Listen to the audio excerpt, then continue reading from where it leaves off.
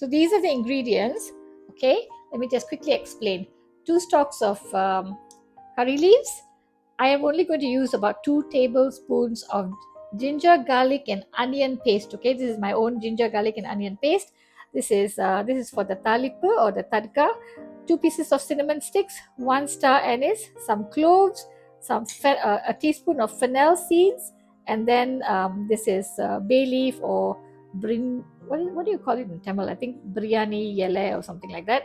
This is one medium-sized tomato that I've chopped, just about any amount of coriander leaves that I've chopped as well. And this is for me to grind. This is 1 teaspoon of black pepper, 1 tablespoon of coriander seeds, and 1 teaspoon of cumin seeds. This is turmeric, about half teaspoon, salt to taste, and oil. And now for the mutton ribs, this is about 400 grams. Let me talk to you about the mutton. Okay, guys, the story of the meat. Well, I usually buy either local goat, which is supposed to be a lot healthier because it's leaner and has less fat, but more expensive, no doubt. Or I would buy Australian lamb. So this time around, I bought Australian lamb ribs, and I asked my husband to go to our reliable butcher who would have had, it would be a little bit more fat, but it would be tolerable. I would like have to just snip off a little bit, but this time around he was close, and my husband got to found another butcher, and he was like so ecstatic. He was like, you know what, I got local I got lamb at such a cheap price. We've got such a bargain. And when I saw it, guys, there was so much of fat. I think I stripped off at least, this is just a packet of 500 grams of lamb ribs, but I think I stripped off more than 100 grams. So now I think I would have a little bit, about 400 grams only left.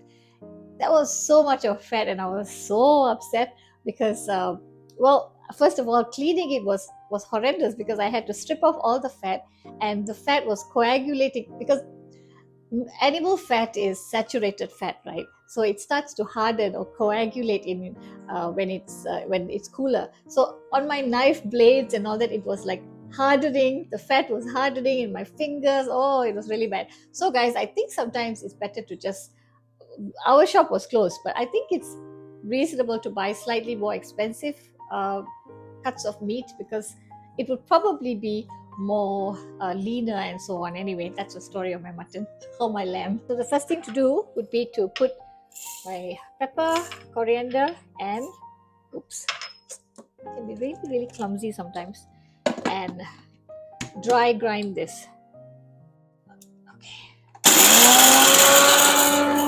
Okay guys, this should be enough. Can you see? It's nice and powdery. So not all the way though, but it's fine. See? That's how it looks. The oil has heated. I am going to put in my biryani leaf or my bay leaves, cinnamon sticks, star anise, and some cloves. I love spices. My husband doesn't quite like spices. Okay, so I'm going to let this sort of crackle or pop or something, and then later I'm going to put a little bit of curry leaves. Okay, so let this do the usual sounds that it makes, because the seeds will expand and it will start popping. Oh. Can you hear the seeds popping and crackling? That's what I meant. So curry leaves, just 1 stalk goes in. Here, I just want to put 2 tablespoons, guys, because I have 3 tablespoons here. So I'm just going to put 2. Okay, just 2. Lower the flame. Put in some half a teaspoon of turmeric powder, 1 teaspoon of salt, our spices that we just ground. Give it a quick stir, and of course, put in your meat. Okay, now you have to let this be on a lower flame, not too high. Just let it sear the outside. Okay, and I'm just going to let it sear a little bit on the outside first before I add the water. So just give it a stir for about a few seconds, actually, like about 30 seconds. So this is the pot that I was using the other day. It's called Casimir. It's from the brand called Casimir, and it's a cast iron enamel coated Dutch oven, which can be used to bake things and roast things and so on.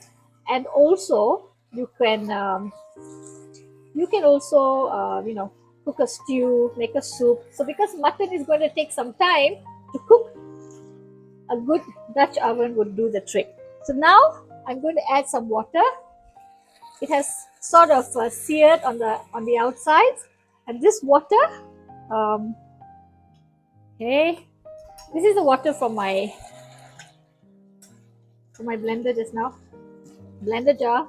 So this is probably about 500 ml, and I'm going to add a little bit more, another cup of water. I'm going to stop at this because this is a small pot, guys. It's only it's about two. I think this one is 2.9 liters. So since it's small, I don't want to put too much of water. Let it just cook on its own on lower heat, and mutton takes for some time. You can use a pressure cooker, of course, but if you don't want to, a pot like this would be good, or any pot would be good as well. I'm just talking about this because I'm excited about my new pot, my new cast iron Dutch oven. Okay, so now I'm supposed to put this in as well. I should have put it in earlier while I was sauteing and searing the meat, but it's okay. You can put it in now as well. So would have been better if I'd added in earlier, but it doesn't matter. Now, basically, close it, and as you can see, it's a heavy lid, and when you close it, it will cook quite well. It would cook really well. It's like almost like a pressure cooker that's not a pressure cooker. Okay, so I'm going to turn off the heat now. Sorry, I'm going to basically leave it here for about at least 20 minutes, and then I'll come back and check. So guys, it has been cooking for about 20 minutes now, and it definitely, the meat won't be cooked because mutton, lamb, especially the ribs and all, will take a lot more time. But I might just add a little bit more water here, maybe just half a cup. Okay, and let it keep simmering or cooking on low heat. Okay, I'm going to cover it again. Probably it has to cook for another 20 minutes or so. It will roughly take about an hour plus. Been cooking for a while, guys. I think it should be cooked, but whoa, look what has happened. The liquid has most of the liquid has evaporated. Can you see? So I'm going to add another cup of water. I would have added a lot more water earlier if it was a bigger pot, but since it's small, so I'm adding another half cup, maybe. Yeah, 1.5 cups of water. Okay, because it's just for the two of us. I don't really want it to be too much. It doesn't matter. Okay, I can add another half. So I've added another 2 cups of water, guys. Okay, and let it simmer for a little bit longer.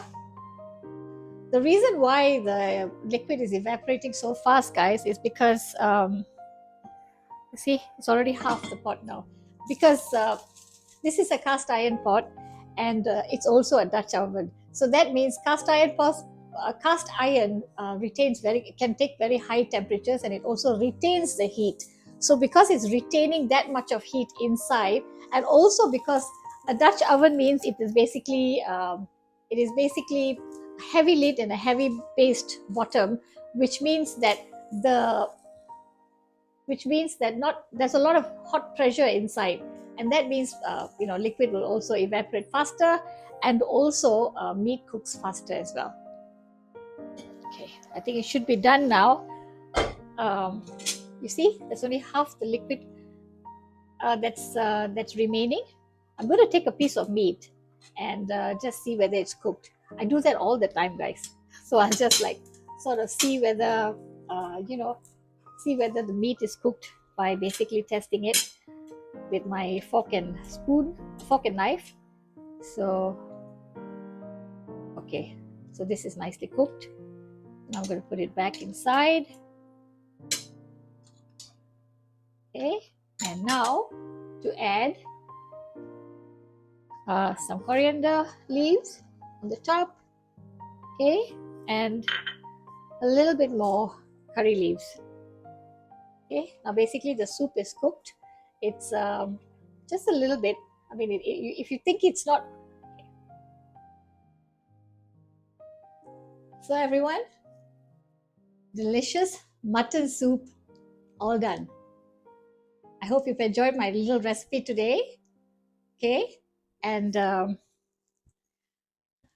thanks for joining me. Here's Shakila Shanmugam signing out. Bye, everyone.